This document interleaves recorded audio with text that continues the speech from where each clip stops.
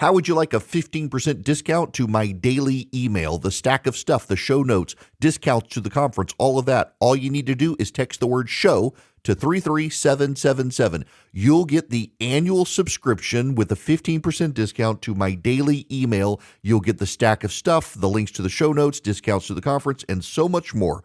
All you have to do is text the word show, SHOW, to 33777. Text show to 33777.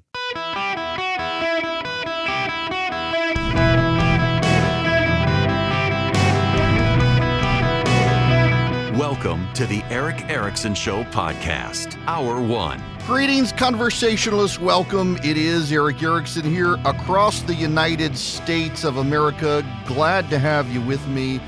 Everyone is missing why the Kamala Harris interview was bad. It wasn't her performance per se. I'm tweeting that right now. Why? Okay. Let's begin with the Kamala Harris interview. Obviously, it's the big news of the day, and I got to put it to you this way. If you hate Kamala Harris, if you are a Trump supporter, of course, you thought Kamala Harris had a terrible interview. It was a disaster. You have believed that her campaign was already dead, and now it's dead. It was dead before, and now it's dead. I saw people last night say, this is the moment Kamala Harris's campaign died, who have said everything was the moment Kamala Harris's campaign died. They keep digging her up and killing her again, I guess. The whole thing is kind of wild. If you are a Kamala Harris supporter, of course, you thought she was brilliant. She was dazzling. It was a hostile interview. That mean, nasty Bret Baier, how dare he interrupt her? She's just a goddess among mere mortals. How dare Fox News treat her that way? But what about in the real world? Outside the partisanship? When you just look at it kind of objectively? I know. Are we allowed to do these things? It's so tribal. You've either got to hate it or love it. It was either the worst thing ever or the best thing ever. You know, she did fine. Her first couple interview questions, she was rusty, bad. She's not used to hostile interviews, and it showed. But actually, she got better as she went on. But it didn't help. And that's everybody. Like, if you're mad at me for saying it was okay, you understand that you are predisposed to Donald Trump, so anything she does is bad, and you've lost your detachment from, well, what's an ordinary person out there going to be? You're not ordinary. I don't mean that it's insulting that you're not normal. It's just you're a diehard partisan, and the diehard partisans either loved it or they hated it. So for me to come along as someone who is supporting Donald Trump and saying she did okay, it was not the end of her campaign. You're like, I can't believe you said that. I mean, so on Twitter says there's an end of everything. No. You're missing the point. You're missing why it was bad. You think her performance was bad. Her performance was fine, except that immigration question. She didn't do a good job with that immigration question. Now, follow along with me here. Because I think Kamala Harris was undermined by her performance, but not in the way you think. Just listen to me.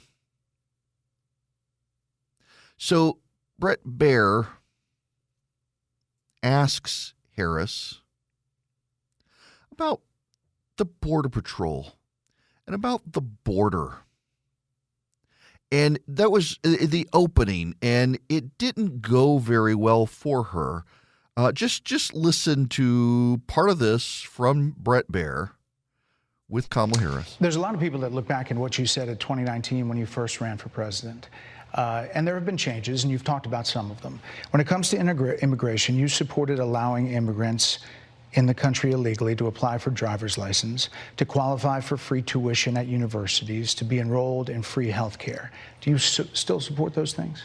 Listen, that was 5 years ago, and I'm very clear that I will follow the law. I have made that statement over and over again, and as Vice President of the United States, that's exactly what I've done, not to mention before. If that's the case, you chose a running mate, Tim Walz, governor of Minnesota, who signed those very things into state law. So do you support that? We are very clear, and I am very clear, as is Tim Walz, that we must support and enforce federal law, and that is exactly what we will do. So decriminalizing border crossings, like you said in 2019. I do not believe in decriminalizing border crossings, and I've not done that as vice president. I will not do that as president. Now, we can stop it there. Here's why Kamala Harris's interview doesn't work. It wasn't that she had a bad performance. Her performance was fine. And I know you're mad at me for saying that because you hate Kamala Harris and you need me to hate her too, because I'm the guy who's your friend on the radio, and to be friends, we got to agree on everything. I get that. I've been lit up all night long by people who miss the point because of partisan tribalism, just missed the point. Here's why her interview is bad. Kamala Harris wasn't doing this interview for you. Kamala Harris was not going on Fox News for me. She deserves credit for going on Fox News. Kamala Harris wasn't doing the interview for me or for you. She was doing the interview for the people you increasingly have a hard time relating to and whose votes she desperately needs. Kamala Harris was doing the Fox News interview for those Republican-leaning voters, independent, right-of-center voters who cannot stand Donald Trump and will not vote for him, but they're not sure about her. That's who this interview is for. If you're dogmatically opposed to or supporting Donald Trump, of course you hated the interview. And of course you're mad at me for saying it was an okay performance, because everyone in your world, everyone in your orbit, everyone you listen to online says it was a disastrous performance that killed her campaign. No, the interview wasn't for you. Of course you were going to hate it. Of course they were going to hate it. Of course people on the left were going to hate Brett Baer for daring to ask her a tough question, for daring to interrupt her when she tried to filibuster. He came across as rude. All the headlines today were testy. It's like they focus grouped the word they could use, because every major publication, there's a testy interview. Clearly behind the scenes in a Slack chat somewhere they came up with that. No, Kamala Harris's interview failed not because she gave a bad performance, but because she failed to close the deal with the voters she desperately needs to win. The Republican voters who don't like Trump but haven't gone David French. Kamala Harris needs her. This is a tied race. And the dirty little secret is that in a tied race, Donald Trump has the edge, because historically in tied races, Republicans overperform, and particularly Donald Trump overperforms. So if Donald Trump and Kamala Harris are tied, or he's slightly ahead in Pennsylvania, when Hillary Clinton was ahead by 6 points, she lost Pennsylvania. When Joe Biden was ahead by 7 points, he won Pennsylvania by about a half a percentage point. If Donald Trump is 2 points ahead in Pennsylvania, or even tied in Pennsylvania, he's probably 3 or 4 points ahead in Pennsylvania. Kamala Harris needs Republican voters who hate Donald Trump. She went to Fox News to get those people, not you, not me. She went for those people.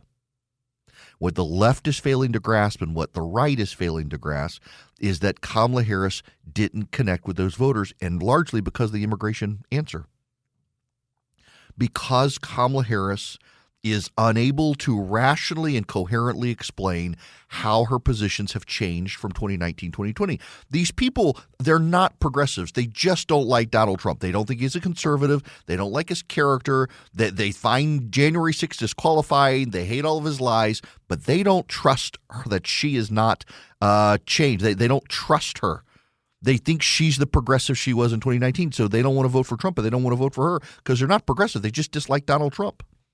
And I know that's hard for some of you to understand, because you've decided, well, I don't like him either, but I'm voting for him. Why won't these people? Because they're not you, and she needs them. And she's done a terrible job trying to get them. And her interview last night was of no help. You said repeatedly that the border was secure. When in your mind did it start becoming a crisis? I think we've had a broken immigration system transcending, by the way, Donald Trump's administration, even before. Let's all be honest about that. I have no pride in saying that this is a perfect immigration system. I've been clear, I think we all are, that it needs to be fixed. We need more. I was just down at the border talking with border agents, and they will tell you, and I'm sure I know you investigate and you are a serious journalist. They will tell you we need more judges. We need to process those cases faster. We need the support for those cases that should be prosecuted. The problem here, though, is that the problem got exacerbated by the Biden-Harris administration. This is one of those huge issues that these people who don't like Trump but aren't sure of her, they don't trust her on. And this is ultimately the problem for Kamala Harris and why the interview failed. And I need you to rationally hear me out on this. Particularly if you're a progressive, you got to understand why you're losing. Because right now you're thinking it's the Russians, it's the misinformation, it's Twitter, it's anything other than Kamala Harris, and it's actually her and her team. It's like saying to black men, "I'll give you free legal weed if you vote for me." Kamala Harris doesn't understand the people whose votes she needs. She went to Fox News last night because she knows that's where these people go to get their news. They go to Bret Baier. They trust him. She did an interview with Bret Baier, and it was testy. It was hostile. But she never adequately, rationally explained to those people that, in fact, she has legitimately had a change of heart on her policies, that she has legitimately changed her mind. She didn't do that. And until she does that, and she's not going to do that because she really hasn't changed her mind, these people understand they're being played and they're not going to vote for her. And in a tied race, she needs their vote. These people sitting home are one of the reasons Donald Trump is going to win. They can't bring themselves to vote for him, but they don't trust her. And they would rather, at the end of the day, have a clean conscience and say, look, I'm not voting for a progressive. I don't like him, but I'm not going to vote for her. And Kamala Harris needed them. So her interview failed, not because she had a bad performance, not because you, a Trump supporter, hated her answers. You're going to hate every answer she gives unless she says, I'm dropping out and vote for Trump. It's because she needed to make a case to voters who don't like Trump but don't trust her. And she didn't do that. She failed on that. This was her very first tough interview. When she realized she was going to have a tough interview, she rose to the occasion to be combative with Bret Baier. But that wasn't what she needed to do.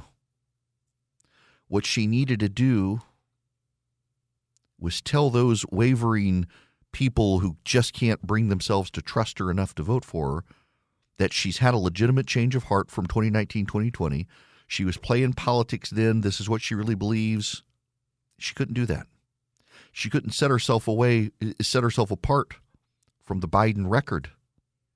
She couldn't do those things she needed to do to close the deal with them any more. She's been able to close the deal with men, any more than she's been able to close the deal with black men, any more than she's been able to close the deal with Hispanic voters. She doesn't know how. And that's the fundamental fatal weakness of the Harris campaign. It's not doing a Bret Baier interview. It's that she doesn't know how to speak to people who don't already agree with her. And Donald Trump does, by the way.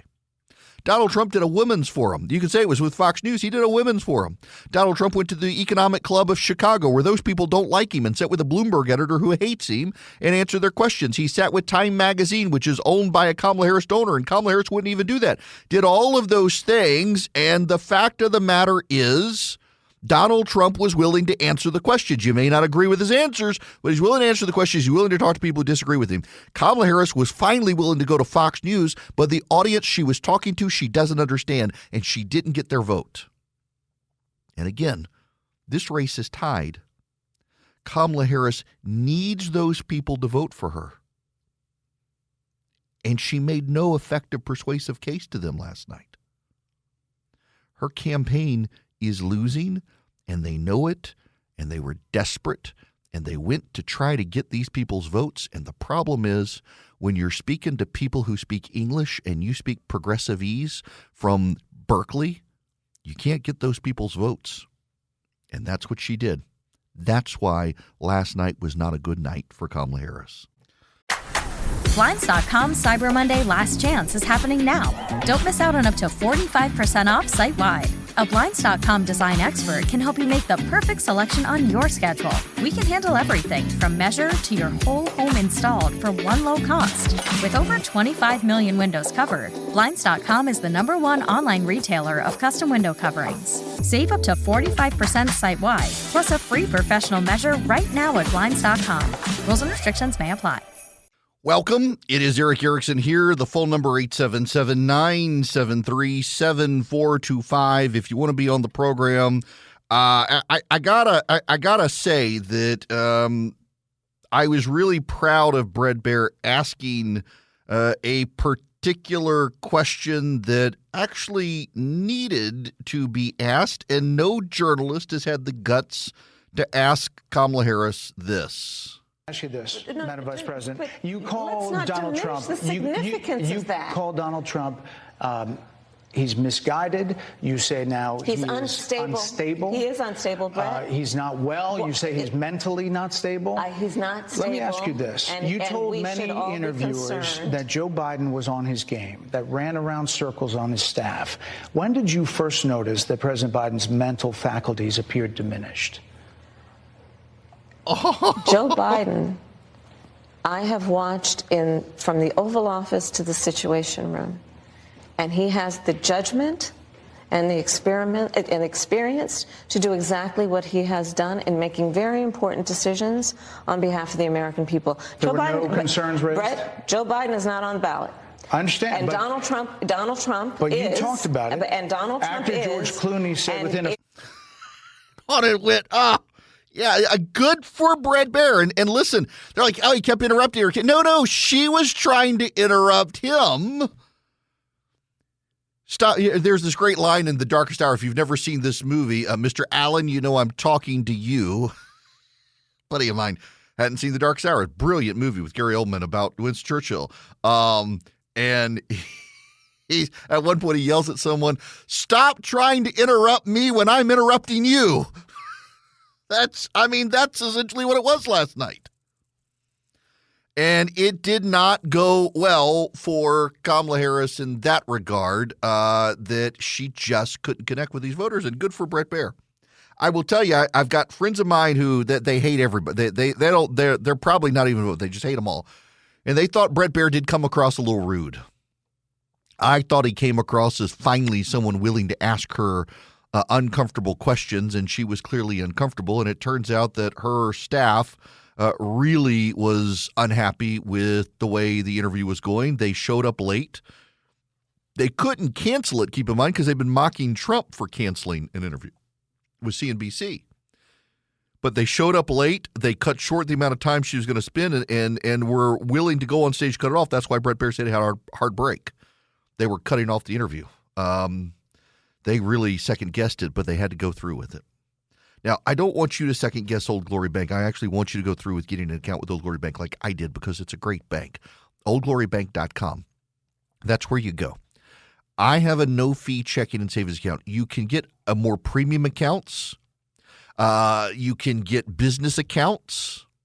You can get CDs with great interest rates. You can get savings accounts. You can get car loans. You can get mortgages with competitive rates. They make their own lending decisions. They close their deals. You got great credit. They're great to work with. You want an account for your kid to be able to put their cash from lawn care, babysitting, whatever.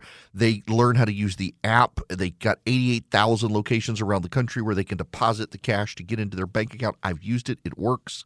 Their debit card tools are fantastic. Their budgeting tools are great. They're a great bank. They're by conservatives for conservatives. They're not going to restrict you from using your debit card to buy a gun. They're not going to close your account because you're a gun owner. OldGloryBank.com. OldGloryBank.com. Member FDIC. Equal housing lender. Terms and conditions apply. Welcome back. It is Eric Erickson here. The phone number 877-973-7425. One programming note: tomorrow I'll be here, but I'll be live in the governor's mansion in Austin, Texas, with Greg Abbott and possibly Brian Kemp, the governor of Georgia. The University of Georgia, University of Texas game is Saturday, big historic game, college football game, and they invited me to come over, go to the tailgate on Friday night. I can't actually stay for the game on Saturday. I got to fly home, but I'll be there for the tailgate with the governors. So Governor Abbott's going to start the show with me tomorrow. Governor Kemp is actually driving from Houston to Austin, and depending on the traffic, I'm hoping he'll be able to make it in time for the show. They aren't 100% sure, but they're going to try to get there. So it'll be a great time. And obviously it'll be an open line Friday as well. But I'm going to be talking to Governor of Texas about the border, school choice, football, and a whole lot more. All right, I want to go to Chad's phone call here. Chad, you're going to be up first today. Welcome to the show. Hey, Eric, how you doing? It's your favorite labor and employment lawyer from Montgomery. I sure am glad you called. My perspective, it may be a little bit different, but I think we're on the same sheet of music here. I actually first listened to the interview in the car, and the one thing that struck me, especially as a former Politico, was the tone for her was terrible. The tone was kind of shrill and angry, kind of like ex-wife arguing with you type attitude. Mm-hmm. And I'm thinking to myself, if you are trying to hold on to the blue wall of Wisconsin, Pennsylvania, and Michigan, and you're trying to appeal to middle-class black males, I think that really was not a good look for her on that issue. And for middle-class union workers, all I saw was the gender gap widening there. And I think we also saw the real Kamala, because you're wondering why 92% of her staff has abandoned her and has quit over time, is because the real Kamala is not the Kamala of joy that she's been trying to push in the campaign, but she's a control freak who is not used to having people with different opinions, press her on her facts. I certainly, I agree with you. I didn't expect her to give a single answer that I, enjoyed, liked, or believed. But I can say one thing's for sure. I don't think she's going to be doing the Joe Rogan interview. Yeah, there's no way she does a Joe Rogan interview. I'm glad you said that, because I actually had that thought last night listening to this, is that, there is no way she can do something like that. But, to something else, to your point, Chad, and you know this in your background as well, and for folks who don't, if you're in a campaign and you're not challenged, like you don't have a primary, and so you're not challenged in a primary, you don't come across as well in the general. You're more prone to make missteps, and particularly when you want to control everything, you're surrounded by acolytes. You go into a situation like last night, you're not going to handle yourself as well, and that's one of the fatal weaknesses I think Tim Walz and Kamala Harris have had, is they're new to the campaign trail. They didn't go through a primary. They haven't been challenged, and oh my gosh, Brett Baer dared to ask tough questions. Hey, let me ask one question. All right. Where is Tim Walz? He suddenly disappeared. They put on camouflage, and now you can't see him. Yeah, I tell you what, I think Dick Cheney ought to go hunting with him. I got to tell you, y'all, in all honesty, this isn't me just say this. When I saw the picture of Tim Walz out there with the shotgun, not knowing how to hold it, in his camo, my very first thought was, they have made Elmer Fudd their vice presidential running mate. He is out there hunting wabbits. Hey, just because you shop at Orvis doesn't make you a hunter. Yes, thank you very much, Chad. It's always good to hear from you. Yeah, like you guys who go to Orvis and you get the fly fishing T-shirts and stuff. I go get my fly fishing gear at the mom and pop shops. That's how you know you take your fly fishing seriously. You go to Orvis and you buy your camo. Are you really going to hunt? You've got a camo Harris Walz hat. Did you see how he was handling his shotgun? I don't use shotguns a lot in my life, but I know how to handle one.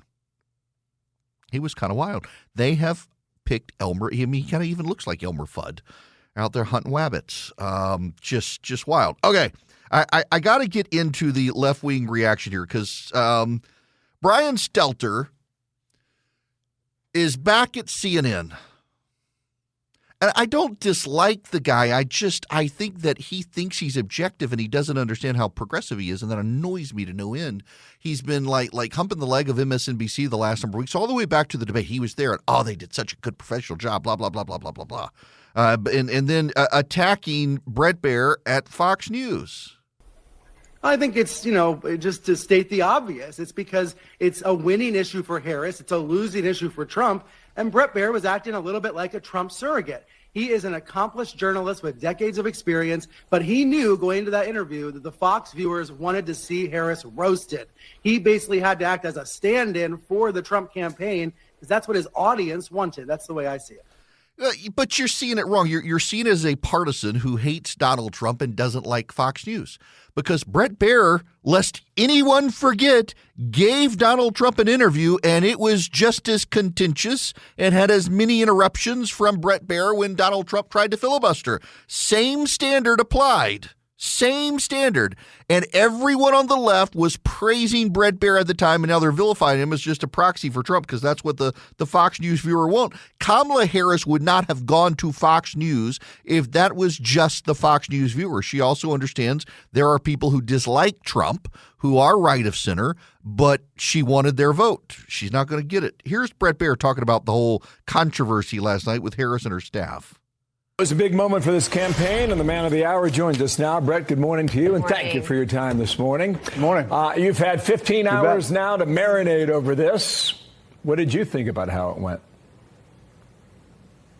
You know, guys, good morning. I left there right after the interview, and I thought, wow, this was really a lot more contentious than I thought. It was there was a lot of filibustering. I didn't really want to keep on interrupting, but if I didn't, I thought there were maybe be 4 answers total in the interview.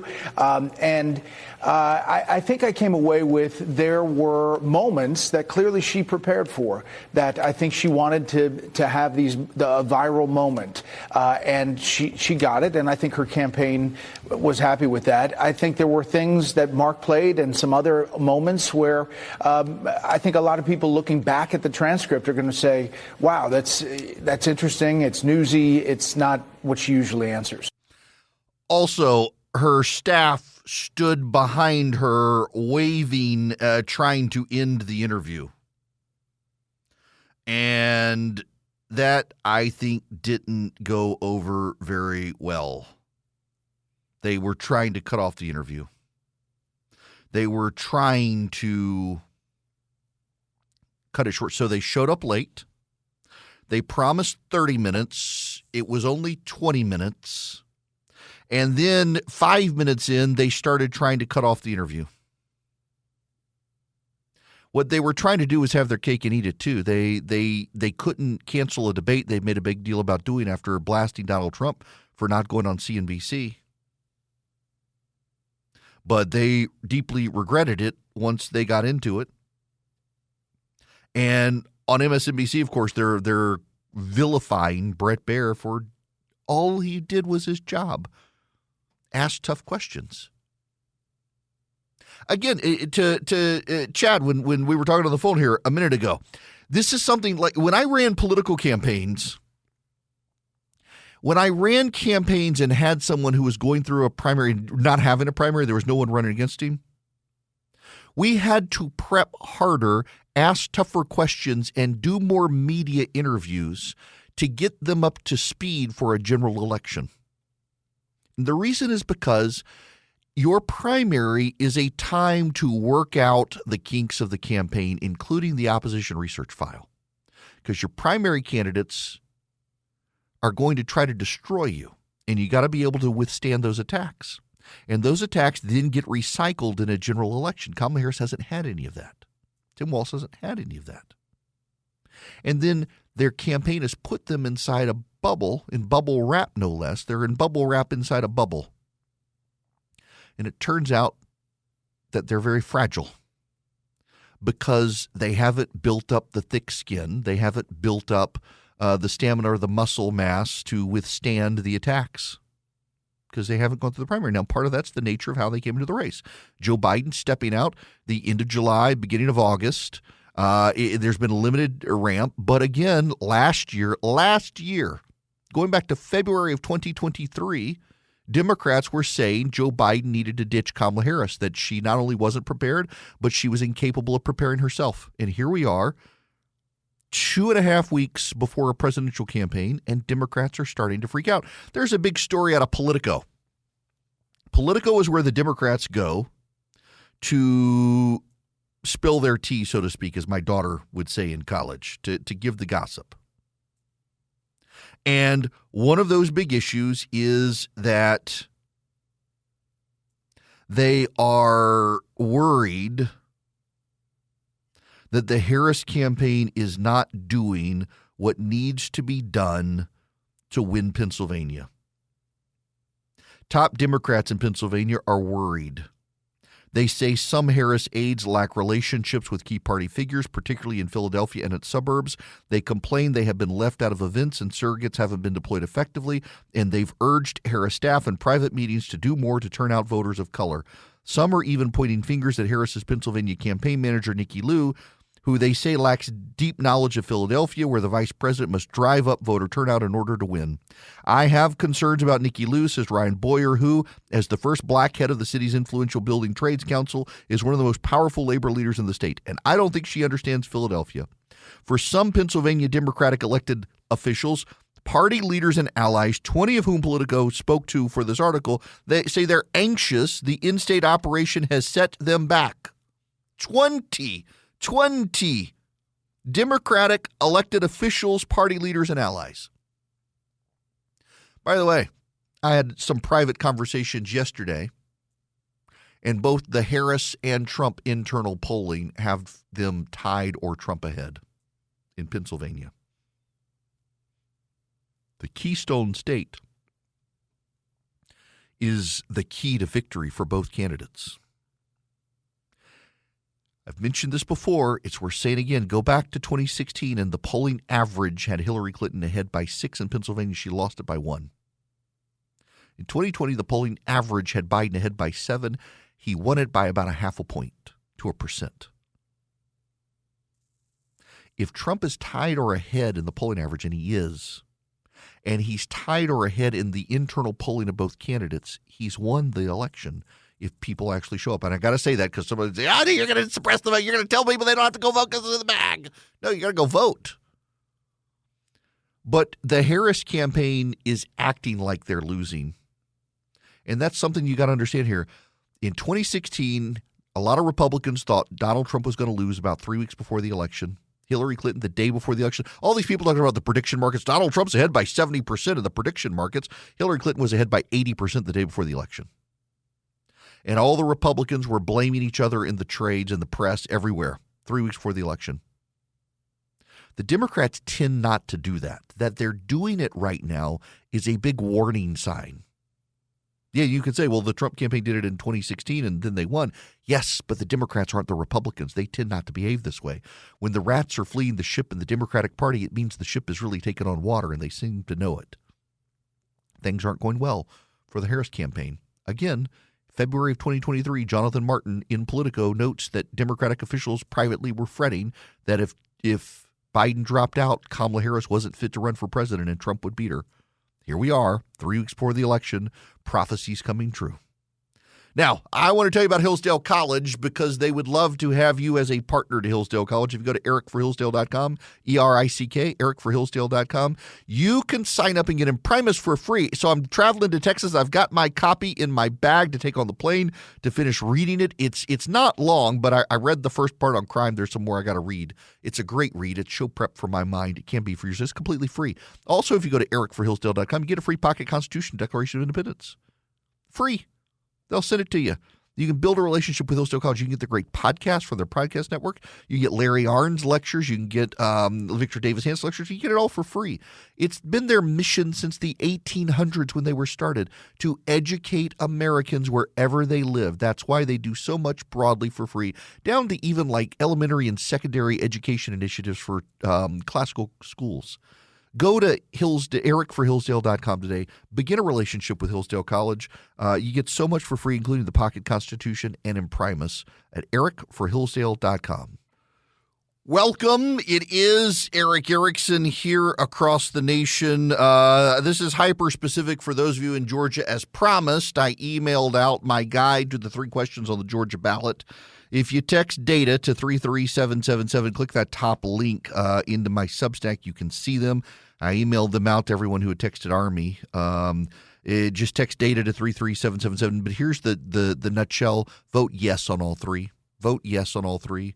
The first one will protect your home value from inflation in terms of the property tax. The second one sets up a tax court system in Georgia so they're not relying on the courts aren't relying on the executive branch interpretation of tax law. And third is just do you agree with raising the personal exemption for property from $7,000 to $20,000, which absolutely you should. It'll help you. All three of them make a lot of sense, so vote yes if you're in Georgia on those three. All right. Nationally, I have to give you good news. Great, great news. Internationally, globally, I have good news. Sinwar is dead. That appears to be, it doesn't take a genius to look at the picture of the dead body and say, yep, that is Sinwar. Sinwar was killed in Rafah, where Joe Biden told everybody in Israel not to go. Sinwar, of course, is the current leader of Hamas and the man who planned the October 7th massacre, the worst one-day massacre of Jews since the Holocaust. And they have killed him. And it is pretty obvious from the body and the picture that it is him. What is so notable about this is that he was killed by an infantry soldier only 9 months into his service. He wasn't in uniform. He had no special forces. He wasn't in the Air Force. He was just a grunt. The man enrolled in the military after October 7th is a grunt in the Israeli military, and he killed Sinwar, the leader of Hamas, who is rotting. Good riddance. Sinwar wanted war. Sinwar got war. War got Sinwar. War outlasted Sinwar. Good riddance. When we come back, we got a whole lot more we got to talk about today. This hour of the program is brought to you by First Liberty Building and Loan. Wherever you are nationwide, if you're in charge of the finances of a business, First Liberty can help you. If you're buying a building, building a building, if you're buying a franchise, if you need a heavy equipment loan, they can help you, and they've been making their own decisions since the 1990s. So reach out to them, firstlibertyga.com. All their contact info is there. firstlibertyga.com. Reach out to First Liberty. Tell them I sent you. See if they can help you. All right, when we come back, we got to spend a little more time on the Israel situation, as Israel now is confirming that Yahya Sinwar is dead. We've also got to talk about, the growing freak out among the left that Donald Trump may just be winning. I'm actually going to probably start there because there is behind the scenes this backbiting starting for the Democrats, as I mentioned, that you normally don't see in the run-up to an election. And that they are doing it right now is a warning sign. The Democrats who have said Donald Trump's a threat to democracy and a coming autocrat who never leave power, they're starting to realize, oh my gosh, it looks like this man might win. I personally think he could win the popular vote. I want to explain why when we come back.